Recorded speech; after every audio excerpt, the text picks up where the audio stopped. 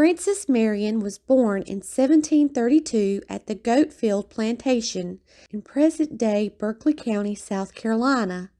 Frances was the youngest of 4 brothers and 2 sisters. As an infant, Frances was described at birth as being not larger than a New England lobster.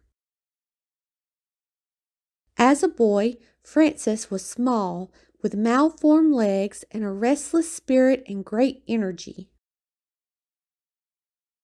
The Marion family had several slaves to work the farm.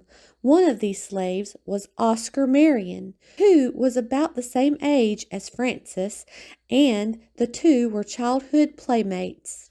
By age 15, Frances joined a crew and sailed to the West Indies. At the time, this was very dangerous as pirates had a heavy presence at sea. During this trip, the ship faltered. The occurrence is described as such. The ship took on heavy damage from the stroke of a whale of the thornback species. So sudden did she sink that we, the crew of only 6 men and a dog, barely had time to save ourselves and escape into a lifeboat, saving nothing but our lives. We were adrift at sea for 6 days, hopelessly being tossed to and fro. The dog was eventually sacrificed for our hunger. His raw flesh was our only food, and his blood our only drink. Eventually, 2 of the crew died in anguish, and on the 7th day, we were saved by a passing vessel. When Frances returned home, punier than ever, he put away his dream of sailing and seemed content with farm life. At 25, Marion's father passed away, and he helped his mother and brother Gabriel on the family farm. Shortly after, Marion began his military career, serving with his brother Job in the South Carolina militia during the Indian troubles that arose from the French and Indian War and the brutal Cherokee campaign. Eventually, his brother Gabriel moved to Belle Island Plantation and Marion to Pond Bluff. Today, Pond Bluff is covered by Lake Marion and ironically is described as being within a cannon shot of the Battle of Utah. On June 21st, 1775, Marion enlisted in the Continental Army, 2nd South Carolina Regiment, commanded by William Moultrie at the rank of captain. During the war, he defended Fort Sullivan and took part in the siege of Savannah. Fighting alongside him was his faithful slave and friend Oscar. Later, John White painted a portrait of the 2 of them, which eventually was printed on some Confederate banknotes and is now hung in the Senate wing of the U.S. Capitol building. Marion, having broken his ankle, was at home recuperating when the siege of Charleston occurred. However, after the injury, Marion continued to walk with a limp. After the siege of Charleston and the failure of the Battle of Camden, Patriot victory was uncertain and morale was at an all-time low. Marion managed to recruit 20 and 70 men and was the only force to oppose the British in the region. Marion knew he couldn't beat the British with his small force on the field outright. He would have to outsmart them. He adopted the tactics that he had learned while fighting the Indians and inflicted damage by ambush and surprise. He also used what he knew, such as the hardy South Carolina horse, the marsh tacky, and the thick swamp landscape of the low country. Marion became a master of getting intelligence and supplies from fellow patriots. Marion's unorthodox tactics bewildered the enemy, and as a result, this type of fighting, called guerrilla warfare, is still studied as well as the strategies that he used. While Marion was said to have a base camp at Snow Island, he stayed on the constant move to evade the enemy. During the war, Loyalists seized Marion's beloved nephew, Lieutenant Gabriel Marion. He was clubbed with muskets until senseless, and when the enemy recognized who he was loaded with buckshot into his heart, killing him. The next day, Colonel Marion's men captured the mulatto soldier who killed Marion's nephew. That night, an officer rode up and shot him dead. Colonel Marion was furious and publicly reprimanded the officer. Colonel Marion did not condone any acts that were against the rules of war and demanded that his men adhere strictly to the discipline of the regular army. Marion was engaged in 12 major battles and skirmishes in a 2-year period, relying on various men who fought with him and others who brought men to fight with him. He was so successful that he continued to rise in rank.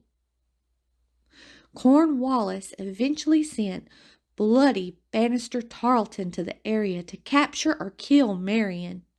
Tarleton had a devious reputation as he allowed his men to rape, pillage, and burn homes. Marion was able to evade the skilled Tarleton.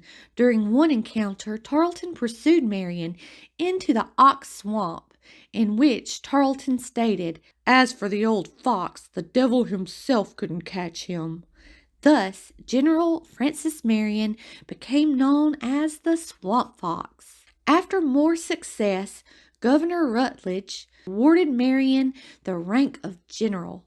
Marion's true claim to fame is that he, along with his ragtag band of men, kept the British occupied in the Low Country so that the patriots in the upstate could secure victory. For the end of the war, Marion successfully took Fort Watson by a peculiar method of building a firing tower. Marion also led a victory at the Battle of Parker's Ferry and Eutaw Springs. He was able to remain victorious by working with other patriots of renown, such as Andrew Pickens, Light Horse Harry Lee, and Nathaniel Greene, and their men who helped force the ill-equipped British up the coast toward Yorktown. In January of 1782, he was elected to the South Carolina General Assembly at Jacksonboro and left his troops to take his seat. During his absence, Marion's men grew disheartened, and there was even reportedly a conspiracy to turn him over to the British. The American Revolution officially ended on September 3, 1783, with the signing of the Treaty of Paris. After the war, Francis Marion returned to his decimated Pond Bluff plantation and became involved in Carolina politics. Marion served in the South Carolina State Senate, pushing for free education to help educate the poor, as Marion himself had little formal schooling. By February 20th, 1786, at 54 years of age, General Francis Marion married his 49-year-old cousin, Mary Verdue. Together, she helped fund and rebuild his beloved Pond Bluff plantation. It is said that Oscar stayed with Marion, and in later years they would visit the sites of the battles they had fought together.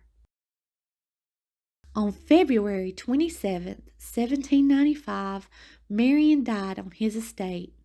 He was buried at his brother Gabriel's Belle Island plantation. While he left no blood heir, his legacy as patriot war hero lives on.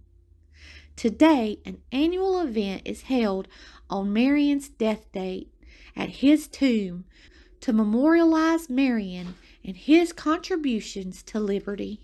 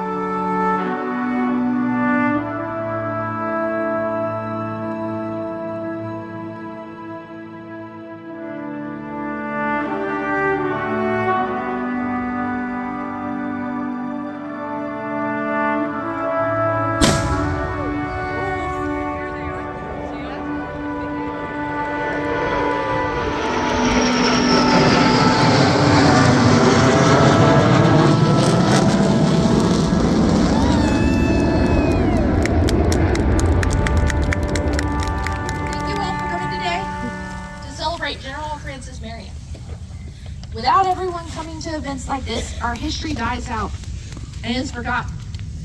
Organizations like our DAR chapter and our SIR chapter are trying to keep this history alive. But we cannot do it without all of you. So please keep coming back to our events and other events throughout the Low Country. With the National American 250 celebration happening over the next year, I urge all of you to learn more about our history and pass that knowledge on. I assure you that I learn new things every time I come to a meeting. But again, thank you all for coming, and I hope you enjoy our presentation today.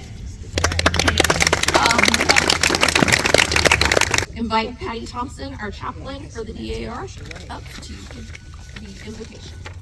God of our fathers, as our ancestors rose to the challenge in founding a nation, may we have the courage, wisdom, and ability to protect and preserve it. We pray that the traditions and ideals of the past will challenge us to preserve history, promote education, and encourage patriotism. Thank you, God, for the records of the past which give inspiration and courage to each generation. May we all, as citizens, be thankful for our many blessings. Keep our country, family, and friends under your loving protection. Amen. Amen. Washington Light Infantry, would you please post the colors?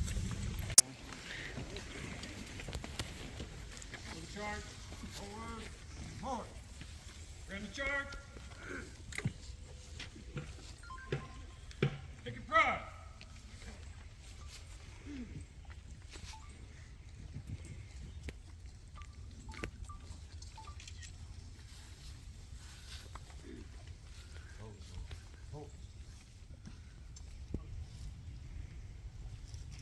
Raise in.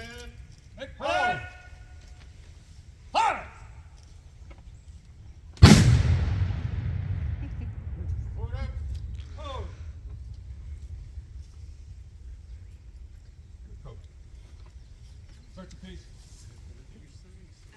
Allegiance to the flag of the United States of America and to the republic for which it stands, one nation, under God, indivisible, with liberty and justice for all. We'll have the national anthem by Ruth McDade. Oh, say, can you see by the dawn's early light what so proudly we hailed at the twilight's last gleaming, whose broad stripes and bright stars through the perilous fight o'er so madly we watched through the twilight's last gleaming, and the rocket's red glare, the bombs bursting in air, gave proof through the night that our flag was still there. Oh, say does that star-spangled banner yet wave o'er the land of the free and the home of the brave?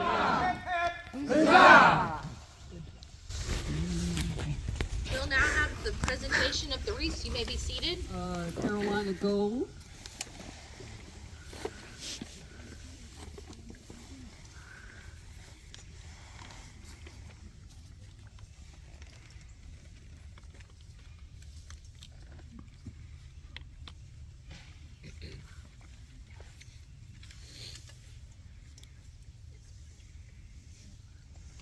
Elizabeth Pierre Richardson Manning.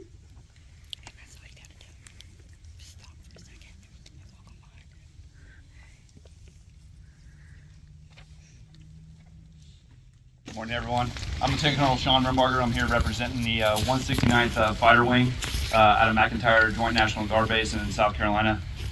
We are humbled and honored to be a part of this the ceremony today. As you saw with the flyover, the 169th Fighter Wing is a combat F-16 unit for the South Carolina Air National Guard and for the United States, comprised of about 1,500 airmen, about 30 F-16s, and we are very humbled and honored to be able to continue on General Marion's legacy, as we all consider ourselves swamp foxes. Thank you. I'm going to introduce our next speaker.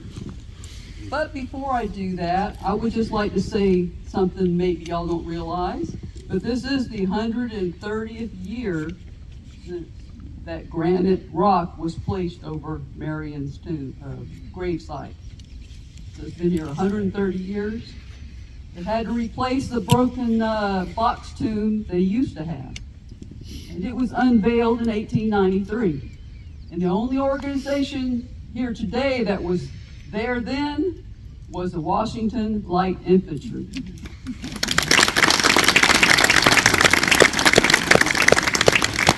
One of these days, we're going to get them to wave the Utah flag over the top of this cone, which is what they did back in 1893. All right, our speaker today is Michael James Heitzler, who earned a Doctor of Education degree from the University of South Carolina. He's a Fulbright scholar, retired school administrator of Berkeley School District, served a long time as mayor of Goose Creek, author of many books about Goose Creek, and one of my favorites, George Chicken. And he published many articles. He's been instrumental in placing several historic markers. And he's also assisted in the preservation of a parish of St. James Goose Creek. It's a historic site now you can visit. And he's got a Goose Creek look at Francis Marion today. And I've always been inspired by what he has to say, so we appreciate him being here today. I'm a crybaby. What are you laughing at? I'm a crybaby. When those planes went over, I had tears in my eyes. How about you? When those cannons went off, tears in my eyes. I felt so proud to be invited to speak today. I had tears in my eyes then too, but I also had some doubt because I don't know anything about Francis Marion. I'm sorry to say that. 55 years ago when I started teaching at Goose Creek High School, I came out here and visited this because I was trying to learn about the history of this beautiful place. But I was so proud to be asked to speak today, I thought, Mike, you better get busy and get some comments prepared. I don't know anything except Goose Creek. And by golly, I know Goose Creek. I've been studying it all my adult life, written books. I got more books being published. But I didn't remember anything about Francis Marion, so I just started going through all my files and pulling out any little tidbit that I had in there about Francis Marion in Goose Creek. And I was stunned because Francis Marion began and ended his legacy in Goose Creek, South Carolina, over a 100-year period. Now, some of those people are going to say, oh, I don't know about that. I'm going to say a few things that you're going to think, I don't know about that, but I'm telling you the truth. His long-lasting impact began with his father, Benjamin, and his mother, Judith, who settled in what's Ladson today, but that's what they call the Goose Creek Parish, settled in Ladson today. And then Francis Marion ended up being ordered to go into Goose Creek and keep peace and order the last year of the war. So he had a long and extinguished history in our Goose Creek territory. Today, there's a Huguenot cross, French Huguenot cross, inappropriately displayed in Ladson, South Carolina. It's there because Francis Marion, father, Benjamin and his mother, and other French Huguenots created a magnificent territory there where they worshiped their Protestant gods and felt the freedom of liberty of being in America. And in 1910, the Huguenot Society put in a Huguenot cross to recognize where the church was that Benjamin built along with his neighbors. The church, the cemetery is still there. But now I have something very sad to tell you, and I'm going to shut up here in a minute, don't worry. I went there yesterday just to double check, and I couldn't get in. 30 years ago when I was skinnier, I crawled under the fence several times before I found the granite cross. It's about my size. You know what they look like. You've seen them before. There's one in Monk's Corner. And it's a mess. It's been used as a dump. I'm going to be talking to the property owners within the next few days. And they got it up for sale, and somebody has cut a road through where I think the cemetery was. So I'm very incensed with that. But that's where Francis Marion's legacy, where his legacy began, was through his father and through his grandfather, his grandmother, and his father, who was Gabriel. Also, and you probably don't know this either, so that's why I'm having it right up in front while talking, is there is a Marion tree, a Marion oak in the St. James Goose Creek Parish. Raise your hand if you knew that. Really, I'm very impressed. And I went by there yesterday to try to see that tree, to see if it was still there. I found that tree by accident many, many years ago, about 40 years ago. And I have it in one of my books, and I'm going to give the book to you, Keith. It's in there. And there's a picture of it in there. But how many Francis Marion oak trees are there? About the same number as George Washington slept here trees, don't you think? But I'm proud that it's there in Goose Creek. And I'm going to make my comments. My friend told me to only get it down to about 5 minutes, and I think that passed it up already. But he had a year of duty in Goose Creek the last year, and it ended with the English being driven out of Charleston because Francis Marion was ordered to not only to keep order in Goose Creek, but to make sure that no food, no fuel, and no animals could pass into Charleston, and to keep it devoid of those items until they were starting to starve and they would leave. And under that oak tree, on a night in late December, I think it was December the 20th, 1782, the light lit up in the southern sky with red and orange lights. And it was the British burning their fortresses and getting ready to leave and evacuate Charleston. He was successful. But boy, he had a tough time to get to that point. He was in the campaign to retake Charleston and to starve them out. General Sumter, General Marion, and General Lee moved down into the St. James Parish, and he put out an order, Francis Marion put out an order that no boats or persons should pass from Orr to Charlestown without his passport. Okay, how hard is that? You can't go to Charleston unless you have a passport from me. That sounds reasonable. And there was only two roads. There was a road that went from Fort Dorchester along the Ashley River down to Charleston. And there was a road that went from Monk's Corner down through the Goose Creek Bridge and down to Charleston along the Cooper River. How hard could that be to keep people from going down the river, going down the roads to Charleston with supplies and with fuel and with horses? The problem was 95% of the people that traveled back in those days didn't use the roads. They used the waterways. And virtually every plantation, and there was 84 plantations in the St. James Goose Creek Parish, virtually every plantation had some sort of a water transport system. Some of them were so deep and big, they had three mast ships. Some had 1 and 2 mast sloops. Others had flat-bottom boats, or boats that you would push with a pole or push or even paddle. And so it was almost impossible for Francis Marion to prevent goods from being smuggled down into Charleston. You think, well, the one thing you could do was find out which plantations were patriots and which plantations were loyal to the king. You could do that, but then the picture was changing. Every day the picture was changing. Now some plantations were loyal to the king, like Yeaman's Hall.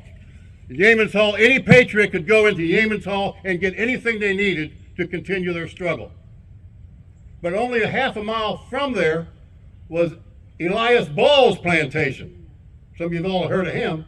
He accepted the protection of the king, and he was loyal to the king, and he raised prize racehorses and marsh tacky horses. And you remember that our hero, Francis Marion, went to Elias Ball's plantation and requisitioned a horse, because he didn't steal things, right? He requisitioned one of his horses as his, and he named it Ball. That's a favorite story and one that I had to tell today. So if you know which plantations are on your side and which aren't, why can't you make that work for you? Because families on the plantations were split. Henry Middleton was loyal to the Patriot cause at first, but then he turned and accepted the protection of the king when they started putting armies together. But his son Arthur signed the Declaration of Independence, so you have split families. You also have families that are loyal one day, and the next day they accept the king. And so the picture was always changing, and it got worse and worse and worse as that year went by. Marion's Commander General Nathaniel Greene was especially worried about the flow. He said that the smuggling operations from Goose Creek into Charleston were reflecting badly on him and the Patriot cavalry. How dare him talk about my hero, Francis Marion, in that term. The governor complained again of the steady supply of foodstuffs into British-occupied Charleston. Governor John Matthews wrote to General Marion. I love these little notes that I found going through and found all these little notes and put together the story. It was fun. But General Francis Marion, he told General Francis Marion that 12 to 20 slaves from Charleston each night, quote, went to Goose Creek and up the Cooper River and returned with supplies. He said the Charlestown markets are now daily supplied with the greatest plenty of everything they want. That was an insult to the man in charge, and that was our man, Francis Marion. Now, Goose Creeker Gabriel Manigault, who ended up being a patriot, but at first he ordered his slave Cudjoe to go to town with vegetables once a week. And what side were the slaves on? You ever think about that? About 80% of the population were African American slaves. What side were they on? They were on their side. They were trying to stay alive.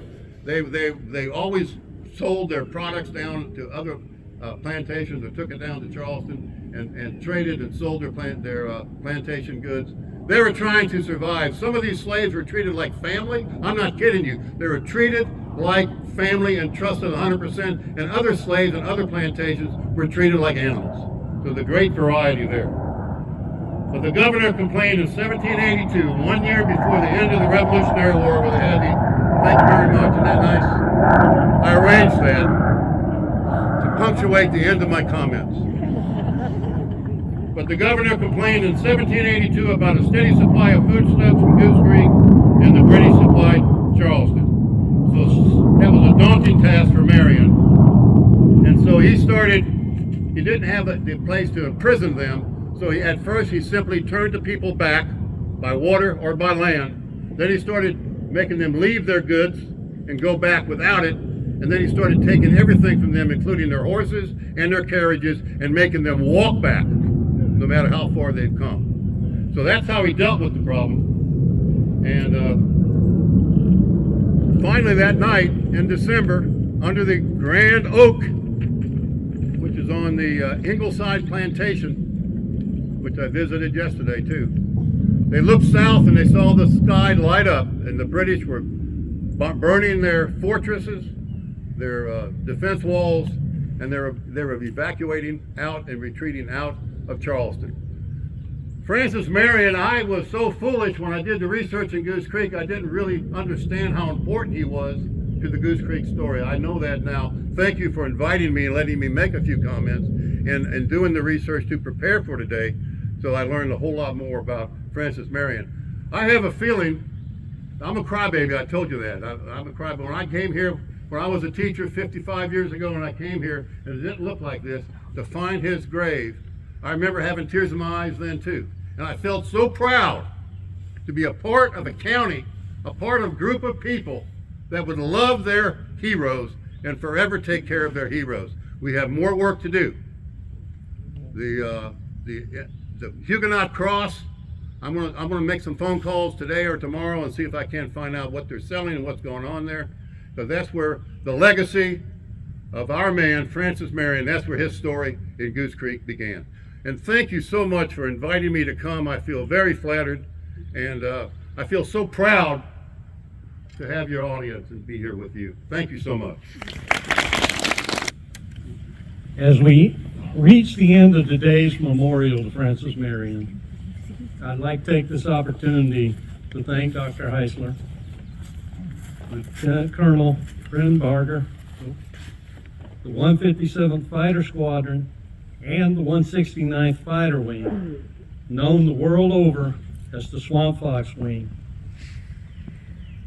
I'd like to thank the Washington Light Infantry for their dedication to this event, the South Carolina Battleground Preservation Cannon Crew, Berkeley County Tourism, State Parks, Recreation, and Tourism, and everyone representing the SAR, DAR, and each one of you individual citizens that took the time to be here to honor his memory.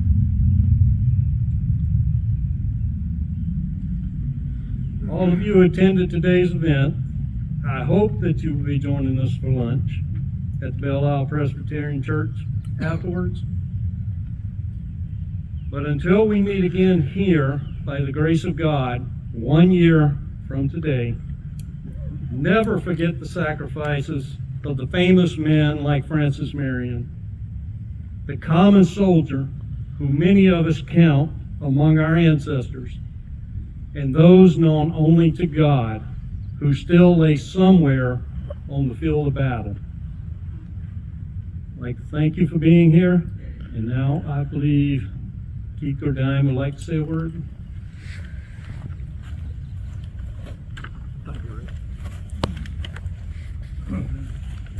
As Ray said, I just want to thank everybody for being here, and I wanted to let you know that if you would like to have a barbecue lunch, that the women of the church of Belle Isle Presbyterian Church are ready and waiting upon you.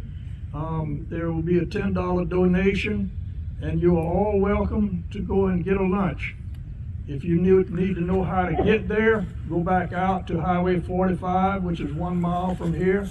Get on 45, turn right, go 2 miles, and there's a brick church on your left. And you'll see some cars out there, and that's where it is. Go into the social hall, and they'll be waiting on you with a nice lunch. David, where's David? David. On behalf of the South Carolina Battleground Trust, who has been buying and saving battlefields all over the state for the last 30 years, I never thought that I would actually meet someone who fought in the American Revolution, but I have. And in fact, you're all invited, because on April 22nd, Saturday, April 22nd, we will reinter 12 American patriots, 1 loyalist, and 1 Scottish Highlander of the 71st back into their graves where they were just thrown on the battlefield of Camden. So that's Saturday, April 22nd. You're all invited to the funeral, the flyover, the cortege, and the reinterment on the battlefield. All events are open to the public and free. And you talk about moving, it is as moving, and Francis Marion would love to see you all there. It's April 22nd, open to the public in Camden and the Battlefield North. With full military honors. With full military honors, right? It will be, with the reinterment and the cortege, will be with full military honors. Thank you.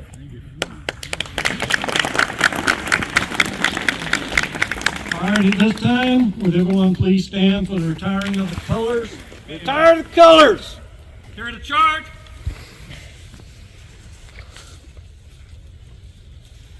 Load the charge! Run the charge! Pick and prime!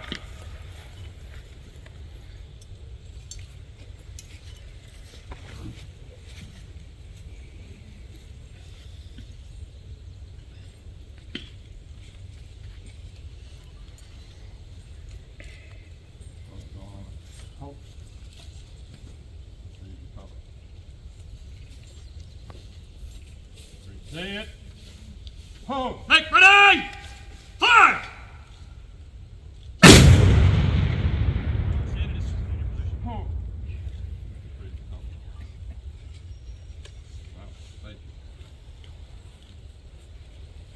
Forward. Home.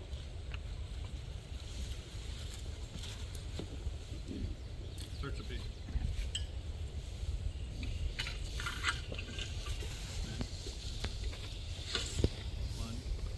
Let us pray. Almighty God, as we go from here today, may this piece of hallowed ground remind all who come here of the devotion and dedication of all who have made our nation great. May all be humbled and encouraged by this place to esteem and perpetuate these virtues with our lives. May the peace of God, which surpasses all, guard our hearts and minds in the ties of friendship and unity of love. Amen.